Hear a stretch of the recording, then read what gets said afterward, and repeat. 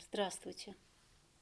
Если у ребенка впервые возникла аллергическая реакция сезонная, то есть реакция на пыльцу растений, и вы принимали один антигистаминный препарат, например, Ириус, а вам педиатр взял и поменял на другой препарат Сиртек или там Зодок, это не значит, что препараты хуже или лучше. Скорее всего, если мы говорим об аллергии, то с начала пыления концентрация пыльцы нарастает. Если вы видите наш мониторинг, то в начале пыления было немного пыльцевых зерен, то к серединке пыления и сейчас, вот, например, в данный момент очень большое количество зерен березы. Поэтому симптоматика может нарастать в зависимости от концентрации пыльцы.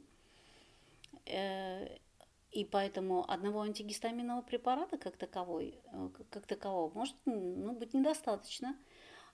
И симптомы усиливаются, а препараты работают, но их недостаточно, потому что нарастает тяжесть, нарастает концентрация пыльцы. За счет нарастания концентрации пыльцы иммунному ответу нужно больше клеток, которые возникает больше воспаление аллергическое. Поэтому здесь я не думаю, что хуже или лучше Зодок или Эриус, и вызвал ли Зодок кашель. Скорее всего, это было усиление симптоматики на фоне увеличения концентрации пыльцы березы.